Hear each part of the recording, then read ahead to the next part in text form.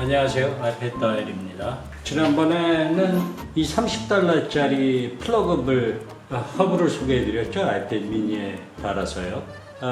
오늘은 거기에 이어서 제가 사용 중인 다른 두 가지 허브를 소개하겠습니다. 제가 이 허브를 소개하는 이유는 저는 맥미니를 갖고 있음에도 아이패드를 사용하는 쪽을 훨씬 선호했어요.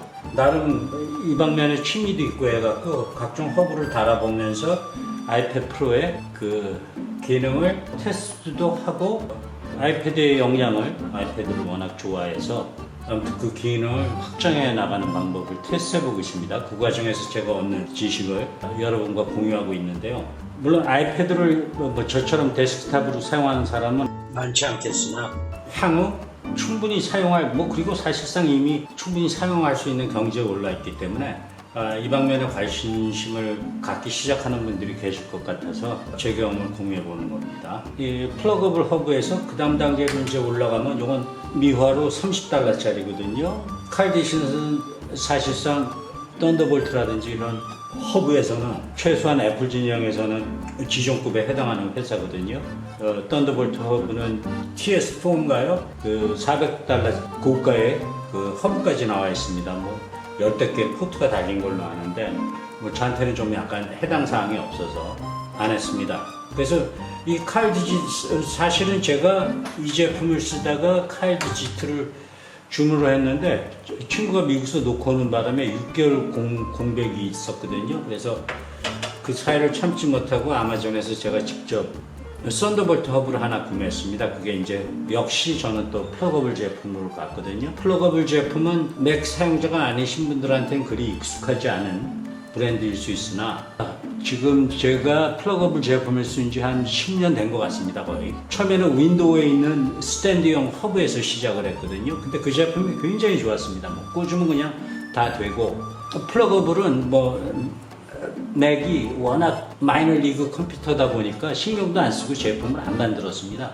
그러다 M1 맥 제품이 나오면서 애플 진영 컴퓨터에 허브를 만드는데 뛰어든 것으로 보입니다. 제가 처음에는 허브 구할 때부터 플러그able을 봤는데 당시에는 없었거든요. 일정 시점이 지나니까 이 플러그able에서 이런 제품들이 나오더라고요. 그래서 아직 브랜드 네임이 없어서 그런지 모르겠으나 맥 진영에서 최소한은 이 회사는 윈도우 허브는 굉장히 레퓨테이션이 있는 회사입니다.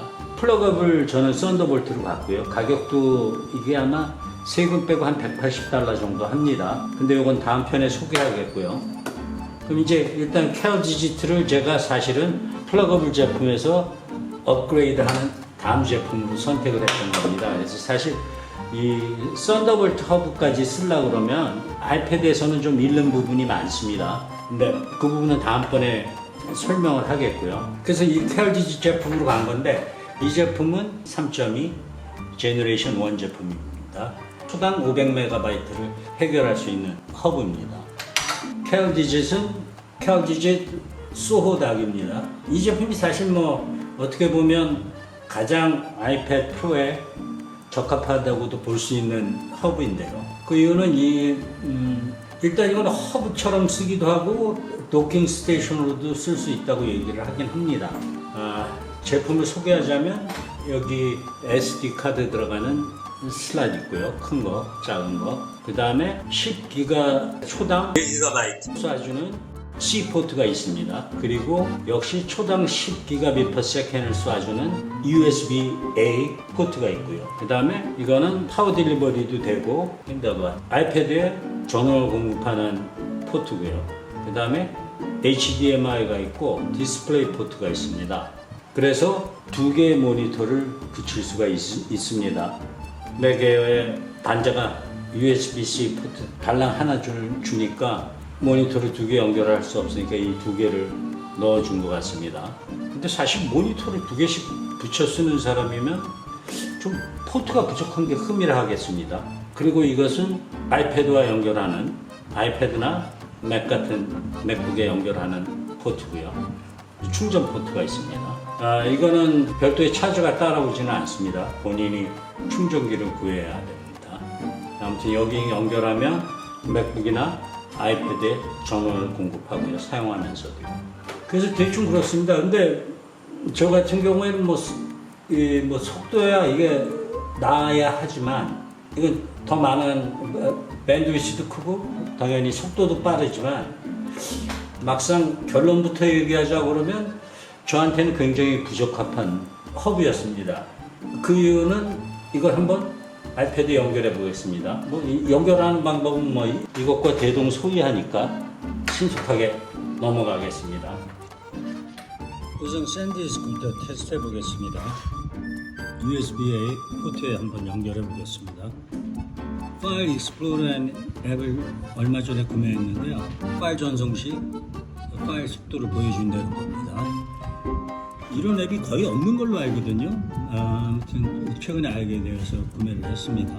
그럼 우선 일단 화면 구도를 바꿨습니다. 그리고 구도도 바꾸고 다시 시작하는 겁니다. 세팅하고 아이패드에 있는 3.2GB짜리 동영상을 샌디스크로 가져가 보겠습니다.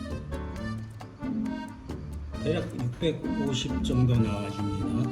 아이패드로 가져오겠습니다. 대략 510 정도 나와줍니다. 근데 사실 이 속도가 굉장히 부족한 거거든요. 이 디스크가 초당 10GB/s를 얘기하거든요. 그러면 8MB이 1MB입니다. 근데 이제 거기서 전송될 때 군더더기를 그냥 자르자 그러면 그냥 전원 10GB/s이라고 그러면 1250MB가 아니라 1GB로 생각을 합니다. 그래도 사실은 실제 상황에서 그것도 안 나와줍니다. 보통 900 나오면 잘 나오는 걸로 봐주거든요. 근데 이거 이 아이패드에서 쏠 때요, 630MB 정도의 속도로 이 디스크에 보내는 걸로 나타났고요. 반면에 여기서 아이패드로 가져갈 때 한 500, 230 나왔습니다. 그러니까 사실 형편없는 수치죠. 그럼 이번에는 이 디스크를 USB-C 포트에 넣고 넣으면 뭐가 달라지는지 한번 확인해 보겠습니다. 이번에는 10GB USB-C 대 USB-C 케이블을 사용해서 이 옆에 포트를 테스트해 보겠습니다. 이번에도 아이패드에서 3.2GB 파일을 샌디스크로 가져가 보겠습니다. 약간 더 나오네요. 700, 700 약간의 차이가 있습니다.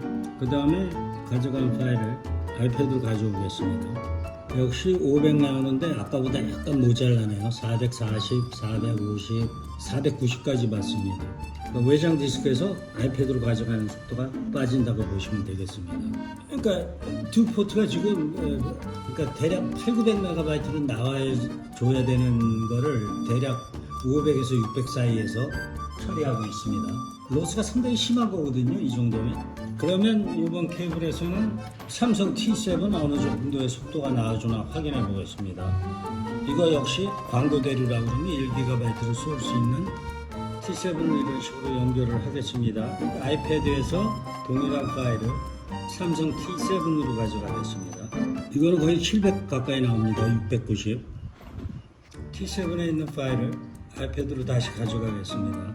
역시 500 아주 초반대 아니면 480 정도 나와줍니다. 그러니까 이거는 제한이 걸려있는 셈이죠. 타입 A 포트에 연결한 역시 초당 1GB 케이블에 T7을 연결해놓고 테스트해 보겠습니다. 아까 샌디스크 테스트 결과를 살펴보면 타입 A가 한 속도가 빠졌습니다. 이것도 아마 좀 전에 한 C 포트에 연결해놓고 테스트해 본 것보다 적게 나올 겁니다. 카피해서 T7으로 가져가겠습니다. 지금 645GB 나옵니다. 630, 630 정도 나옵니다.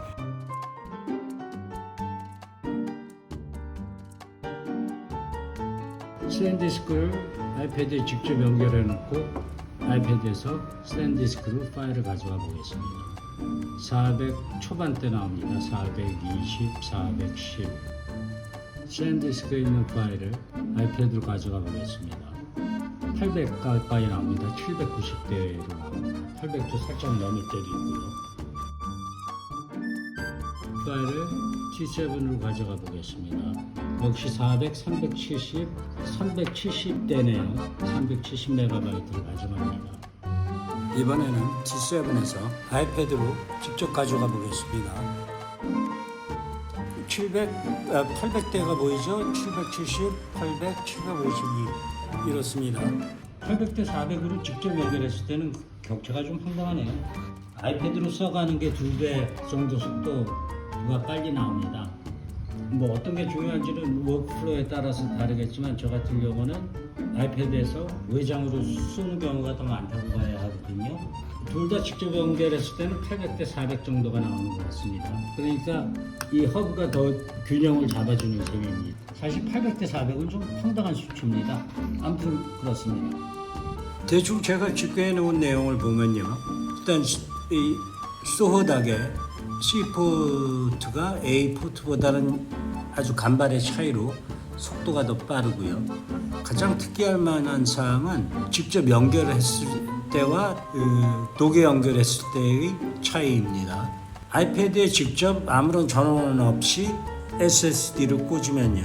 아이패드에서 SSD로 가는 속도는 400밖에 나오지 않는다는 겁니다. 그럼 뭐 1GB가 나와줘야 하는 기기에서는 좀 용납하기 어려운 수준이죠. 반면에 익스터널 디스크에 있는 외장 하드에 있는 파일을 아이패드로 가져올 땐 800MB 정도가 나와줍니다. 이건 뭐 완벽하지는 않지만 수용할 수 있는 속도죠. 하지만 일단 아이패드에서 외장 하드로 가져가는 속도가 400밖에 안 나온다는 거는 납득하기가 어렵습니다. 이거는 뭐 400의 속도는 거의 T5 이 아래급의 초당 500MB 쏴주는 T5에서도 얻을 수 있는 속도거든요. 거의 별반 차이가 없습니다. 그러니까 이 내보내고 받는 것의 속도 간에 형평성이 없습니다.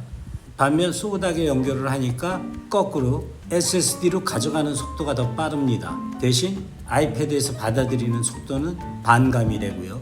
하지만 지금 보시면 C포트에 연결했을 때 700하고 480 정도 나오는 게 완전히 거꾸로 400대 800으로 바뀝니다. 아이패드에 직접 연결을 했을 때는 그 규정이 바뀝니다. 뭐 저의 경우는 아이패드에서 SSD로 쏘는 속도가 빠른 것을 선호합니다. 따라서 오늘 이야기를 종합적으로 설명하자면 이런 것 같습니다. 펫 사용자의 입장에서는 이런 소호도까지 올라갈 이유가 없는 것 같습니다. 그리고 최소한 M1 맥에서도 모니터는 하나까지밖에 못 붙이는 걸로 알거든요. 그러니까 이 두 개의 디스플레이 포트 연결 단자가 주는 이점도 얻을 수가 없고요. 그 다음에 이걸 결함이라고 볼 수는 없으나 여기 마이크로 SD를 이 안에다 꽂으려니까 계속 튀어나오더라고요. 한 너댓 번 동안 잠기지가 않아서 빼고 그냥 위에 큰 데다 어댑터 써서 사용을 했습니다. 그게 뭐 흠결은 아니겠으나 제 입장에서는 불편했고, 그 다음에 어댑터를 사용해서 연결했는데도 인식에 약간 문제가 있었습니다. 제가 지금 어댑터까지 걱정할 만큼 한가지는 않고요. 그래서 결국에는 어떻게 사용했냐면 양방의 감초처럼 그냥 이거 동원해서 껴다 그냥 귀찮아서 카드 리더기 꽂아서 했거든요. 호환이 더 잘 되더라고요. 근데 이건 뭐 휴대용으로나 써야 되지 않을까 싶습니다. 이 제품의 가장 문제는 포트가 USB-C랑 USB-A 딱 두 개뿐이라는 점입니다. 이건 빼고요. SD 카드는 빼고요. 그럼 저는 여기다 예를 들면 이터넷 포트도 연결하고 그 다음에 기타 연결하고 싶은 게 있거든요. 어쨌든 이터넷 포트 하나만 여기다 연결을 해도 포트가 하나밖에 안 남는다는 겁니다. 그래서 이건 좀 저한테는 너무 제한적인 허브 같습니다. 어차피 들고 나갈 때나 유용할까요? 어차피 속도도 기가바이트도 못 뽑아주고, 반면에 제가 이전 동영상에서 소개시켜드렸던 이 플러그업은 단돈 $30임에도 불구하고 일단은 포트가 3개 있습니다. 물론 속도가 느리죠. 이건 초당 1GB고 이건 초당 500짜리니까요. 오늘 이 수치에서 보셨듯이 얻는 속도가 별로 없다는 겁니다. 특히 아이패드 프로로 가져가는 데 있어서는 480 정도 가져갑니다.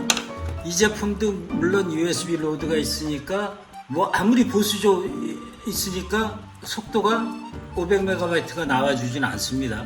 하지만 제 경험상 최소한 350에서 400 사이로는 운영이 됩니다. 물론 속도 차이가 존재하기는 하나 썬더볼트로 올라가면 모를까 요것과 요것의 속도 차이는 아마 아이패드를 사용하신다고 그러면 차이점을 전혀 못 느끼실 겁니다.